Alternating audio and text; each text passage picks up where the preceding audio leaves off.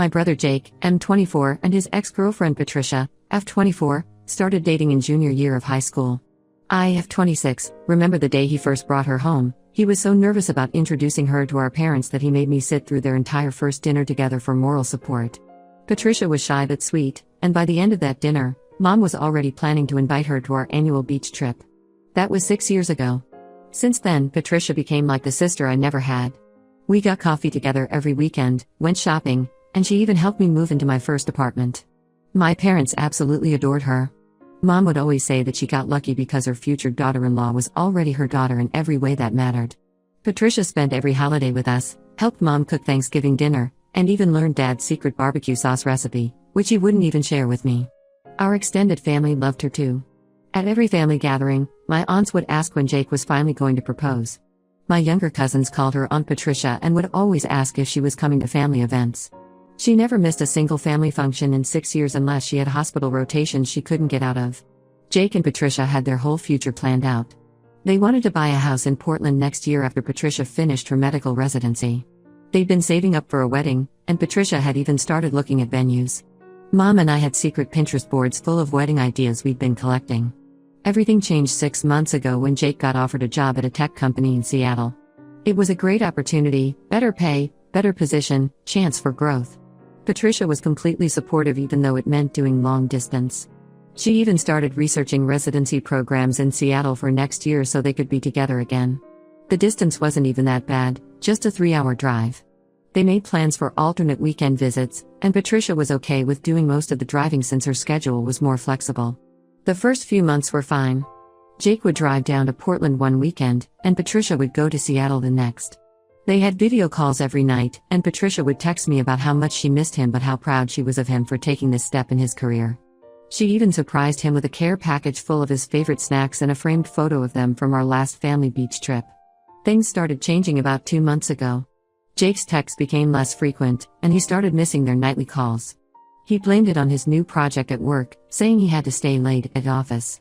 Patricia was worried but tried to be understanding. She even cut back on calling him, saying she didn't want to add to his stress.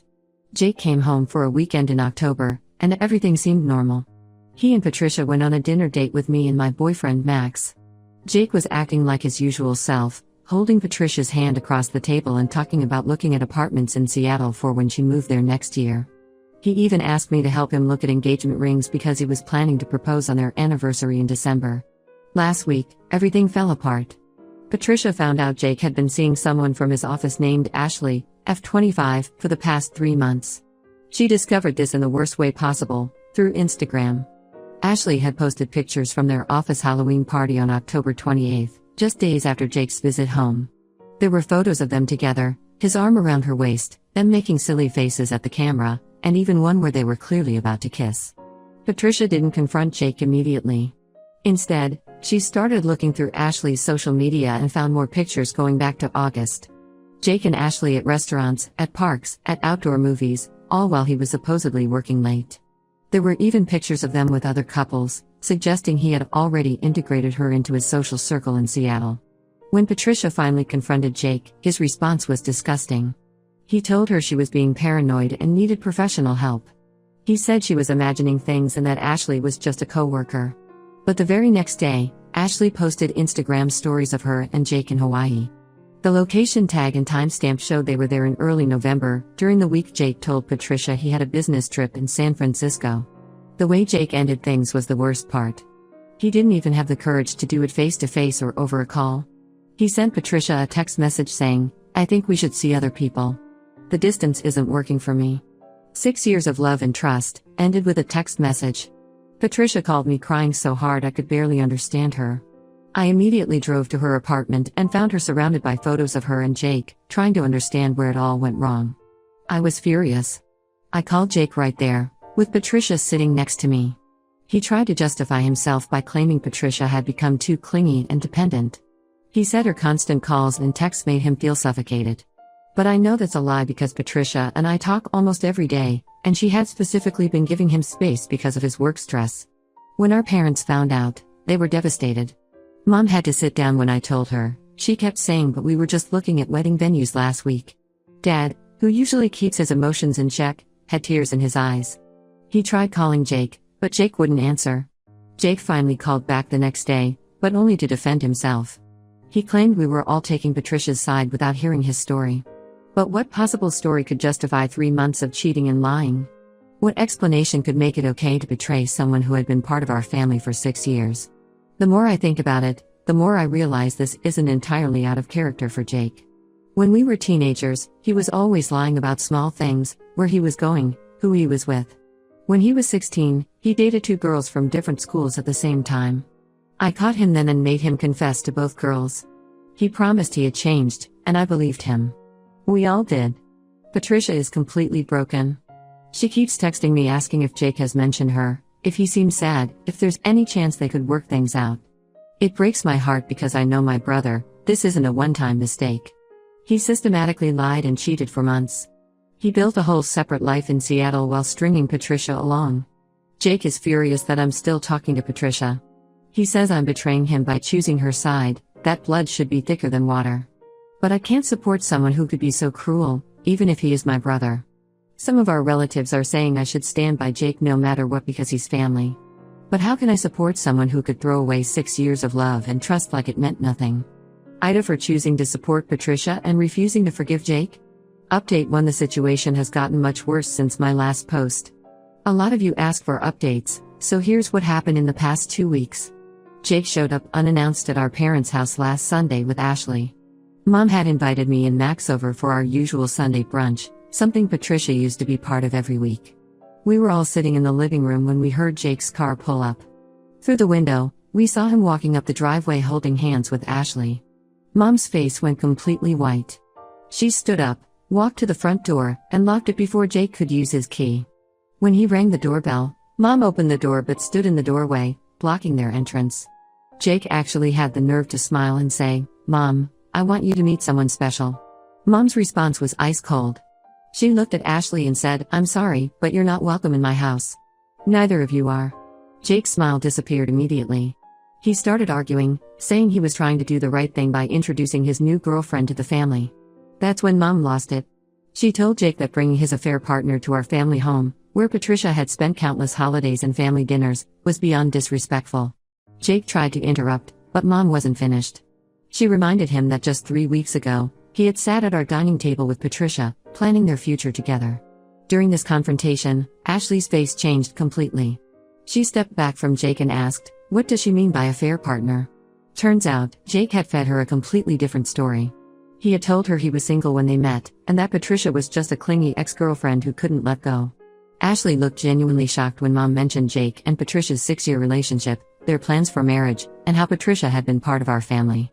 She turned to Jake and demanded to know if this was true. Jake started stammering, trying to explain that his relationship with Patricia had been practically over when he met Ashley. That's when things got really ugly. Ashley revealed that Jake had been telling everyone at their office that he was single. She had even introduced him to her parents 2 weeks ago.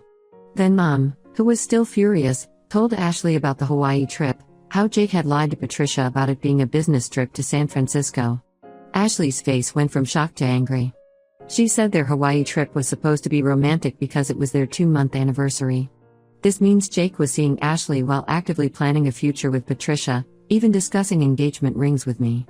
The argument that followed was intense. Ashley called Jake every name in the book right there on our front porch. She threw her phone at him, showing everyone within earshot the messages where he had called her the only one for him and talked about their future together.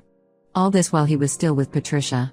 After Ashley stormed off, Jake tried to blame everyone else for ruining his new relationship. That's when Dad, who had been quietly watching everything, finally spoke up. He told Jake to leave and not come back until he learned to take responsibility for his own actions. But it gets worse. The next day, Patricia's friends from the hospital contacted me. Apparently, Jake had been telling people that the real reason for their breakup was Patricia's abusive behavior. He was showing people scratches on his arm, claiming Patricia had attacked him during an argument. He even used this story to gain sympathy from Ashley and their co-workers. I was furious because I knew exactly where those scratches came from. On September 15th, Jake had gone rock climbing with his office friends. He had posted Instagram stories that day showing his scratched arm, joking about being attacked by the climbing wall and hashtagging it #beginnersclimbingfail. He had actually left those posts up until Patricia found out about Ashley, then he deleted them. The final blow came when Jake's best friend Tom reached out to me yesterday. Tom has been Jake's friend since middle school, and they still play online games together every week. Tom was carrying a lot of guilt because he knew about Jake's cheating from the beginning. According to Tom, Jake had been on dating apps since July, barely a month after moving to Seattle. He would brag to Tom about matching with different women and going on dates. Tom said he had warned Jake multiple times, telling him to either break up with Patricia or stop seeing other people. Jake's response?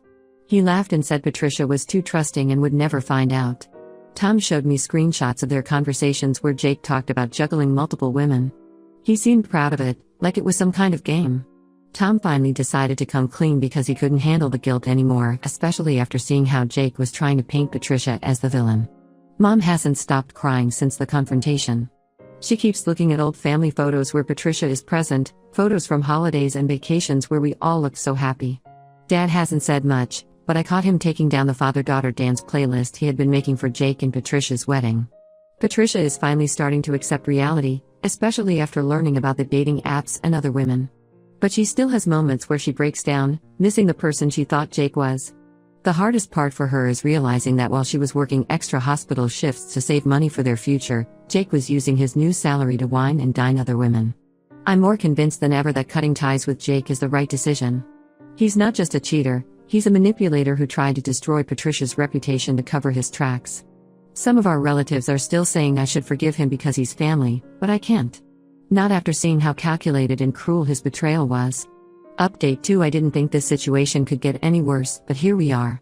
What came to light in the past few days has left our entire family in shock. Yesterday, Patricia came to my apartment in tears, but these weren't the same heartbroken tears from before. She was shaking with anger as she showed me her phone. After the confrontation at our parents' house, Ashley had done some serious digging into Jake's life in Seattle, and what she found was devastating. Ashley discovered that Jake wasn't just dating her while being with Patricia, he had been simultaneously dating at least 3 other women in Seattle. Ashley found them all through various social media connections and created a group chat. Each woman thought she was in an exclusive relationship with Jake. The first woman, Rachel, worked at the same company but in the accounting department. Jake had told her he was divorced and emotionally scarred from his ex-wife's infidelity. He had been dating her since August and had even met her parents during a family dinner. The second woman, Lisa, lived in the apartment next to Jake's. He started talking to her in July, telling her he had just gotten out of a toxic relationship and was ready to start fresh. They had been going on regular breakfast dates before work, which explains why he was always too busy for morning video calls with Patricia. The third woman, Michelle, met Jake at his gym. He told her he was new to Seattle and looking to build genuine connections. They had been dating since September, and he had even promised to take her to Hawaii in December, the same trip he had promised Ashley. In the group chat, these women shared their stories, and the pattern was frightening. Jake had used the same lies with all of them. He showed each woman the same scratch marks, telling them different stories about how his crazy ex had attacked him. He had told each of them that his family was toxic and controlling, which was why he couldn't introduce them yet. He even recycled dates. The restaurant where he took Patricia during his October visit to Portland? He had taken Rachel there the week before and Ashley the week after. The photos he sent Patricia of his lonely nights working late at the office were taken on days he was actually out with Lisa or Michelle. When Ashley compiled all this evidence and threatened to expose him at work, Jake finally broke down and confessed everything to our parents. He showed up at their house last night, crying and making excuses. He claimed he felt like he had missed out on dating experiences because he got serious with Patricia so young. He said moving to Seattle made him feel free for the first time, and he got carried away with the attention he was getting from women. Dad, who had been relatively quiet through this whole ordeal, finally lost it. He told Jake that he had raised him to be a better man than this. Jake tried to play the victim, saying he felt pressured by everyone's expectations about marriage and settling down. That's when Dad kicked him out, saying he shouldn't come back until he got professional help for his compulsive lying. The fallout has been massive. Word got around at Jake's company about his multiple relationships with coworkers. HR got involved because he had used company events to date multiple women in different departments. Ashley and Rachel both filed complaints about hostile work environment. Patricia received messages from all 4 women, apologizing for their unknowing part in Jake's cheating. They all said they felt violated and manipulated, having believed they were in real, exclusive relationships. Michelle even sent Patricia screenshots of Jake's dating app profile, which he had kept active the entire time, even while visiting Patricia in Portland. The most shocking part? Jake had been using money from the joint savings account he shared with Patricia, the account they were saving for their wedding, to fund his dates and trips. Patricia found charges for jewelry, expensive restaurants, and even the Hawaii trip on their shared credit card statement. Mom is beyond devastated. She told me she doesn't recognize the son she raised. She found a birthday card Patricia had given Jake last year, where she wrote about spending their lives together, and it made her physically sick thinking about how Jake was probably with another woman on his birthday this year. Our extended family has finally stopped pressuring me to forgive Jake. After hearing about the multiple women and the calculated lies, even our most forgiving relatives agree that this goes beyond normal family loyalty. My aunt, who had initially told me to stand by Jake, called to apologize after learning the full story. Jake's best friend Tom is still sharing information with us. Apparently, Jake had bragged to him about having the perfect setup in Seattle, saying long-distance relationships were ideal for living a double life. Tom has cut ties with Jake, saying he can't be friends with someone who takes pride in hurting others. Update 3: It's been 3 months since everything blew up, and I finally have what might be the last update to this situation. Jake reached out to me last week, and a lot has changed. Jake lost his job in Seattle. After multiple complaints to HR and the toxic workplace environment he created, the company asked him to resign. He's moved back to Portland and is living in a small apartment on the other side of the city. All 4 women he was dating sent formal complaints to his company, backed with evidence of how he had misused company events and resources to pursue relationships with employees. He showed up at my apartment unannounced last Tuesday. He looked terrible, like he hadn't slept properly in weeks. He broke down crying, saying his life had fallen apart. Ashley had shared the entire story on LinkedIn, warning others about workplace manipulation. Now he's struggling to find a new job because the story comes up whenever companies Google his name. Jake claimed he's been seeing a therapist for the past 2 months. He said he's been diagnosed with some issues related to compulsive lying and fear of commitment. While I'm glad he's getting help, it's hard to feel sympathetic when I think about how methodically he hurt Patricia and those other women. He begged me to help him repair his relationship with our family. Mom and Dad still won't let him come to the house. They had to explain to our younger cousins why Uncle Jake wasn't at Thanksgiving, and why Patricia still was. That's right, Patricia still comes to family events. Mom insisted she's still her daughter, regardless of what Jake did. Patricia is doing much better now. She's focused on her residency and recently got approved for a fellowship program at our hospital. She's also been spending time with one of the attending physicians, Dr. Mike. They started getting coffee together during breaks, and he seems to treat her with genuine respect and kindness. This is driving Jake crazy. He found out about Dr. Mike through mutual friends and tried to warn Patricia about getting involved with someone at work, the irony of which wasn't lost on anyone. Patricia blocked his number after that message. What really showed me Jake hasn't changed as much as he claims is his reaction to finding out that Mom still invites Patricia to Sunday brunch. He threw a fit, saying it was inappropriate and that Mom was choosing Patricia over her own son. Mom finally snapped and told him that Patricia had earned her place in our family through years of love and loyalty, while Jake had thrown away everyone's trust for a few months of excitement. The women from Seattle still keep in touch with Patricia. They formed a kind of support group and even met up for dinner when Rachel was in Portland for work. They've all moved on with their lives, but they wanted Patricia to know that Jake's behavior wasn't a reflection on her. He had manipulated all of them with practiced skill. I told Jake I'm willing to slowly rebuild our relationship, but things will never be the same. He needed to understand that his actions had permanent consequences. He destroyed not just his relationship with Patricia, but also the trust our entire family had in him. When he started crying about how alone he feels, I reminded him that he had a family, a loving girlfriend, and a bright future, and he chose to throw it all away. The hardest part of all this is watching my parents struggle. Mom still tears up when she passes by Patricia's favorite bakery, remembering their wedding cake tasting plans. Dad took down all the photos of Jake from the living room because he said he couldn't recognize his son in them anymore. Patricia told me yesterday that she's finally stopped checking Jake's social media.